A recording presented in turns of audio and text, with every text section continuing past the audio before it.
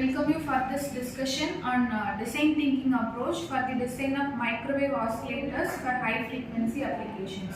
So in this topic we are going to discuss the every stages of DT and to apply for the design of microwave oscillator. So for example, we can use the Klystron as a microwave tube which generates the RF signal which is used for high power applications.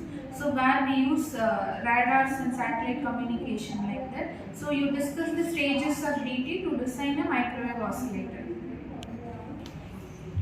So in the design thinking there are 5 stages: empathy, define, ideate, prototype and testing, and I am going to discuss about the empathy part. So the major problem in 1940 and 1950, the magnetron, the radar system relies on the magnetron to generate microwave signals, and magnetron generate usually high frequency and the high power, and frequency is unstable.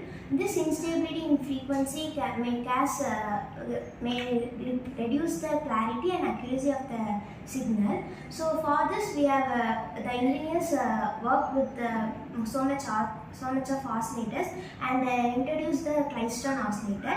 It is used in radar technologies like weather radar and military radar, etc. The further part will discuss by making it. Define part. For the above empathy, we are going to conclude that Klystron oscillator is the best solution for this above problem. So we are going to apply a Klystron oscillator for some applications in radar. It gives a great impact on applications like military, aircraft and weather conditions. To detect the weather, we are using to detect and predict the weather. We are using Klystron oscillators. For its accuracy, we are mainly using it, and in aircraft, we are using for air traffic management. For its strong wave to cover a large distance, and finally we are using Klystron oscillator in military to guide our missile to reach the target, and we are going to detect the enemy's aircraft and missiles where they are going to blast, etc. So Klystron oscillator is going to be a best alternative for magnetrons in radar fields. So I am going to explain the idea part.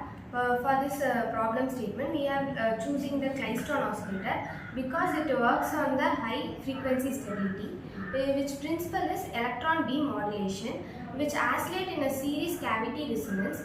By reducing the cavity, we can adjust the frequency rates, which has major features like high frequency stability. We can stabilize the frequency by the Klystron oscillator.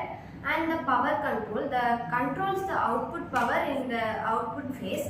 And next is a narrow bandwidth, which helps to reduce the interface in the frequency stability.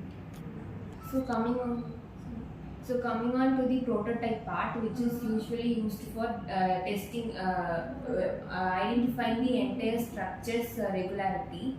So though the various solid state generators like TWT, which is an traveling wave tube, and the semiconductors have replaced the Klystron oscillator, still Klystron oscillator plays a most crucial role in the high power consumption applications, which includes the particle accelerator. So this accelerator have been used for generating the RF signals, and also it is used for satellite communication. For a long distance transmission, it uses an Klystron oscillation. So this development of Klystron oscillator also satisfies the modern technology by creating the greatest evolution in the radar systems. Since Klystron oscillator have been used for an high power signal production and also for an stable microwave signal protection, it has been used in various modern applications. So now I am going to discuss about testing process of Klystron oscillator. Its size and weight. Klystron oscillator were relatively bulky compared to the solid state devices. And next, power consumption in Klystron oscillator.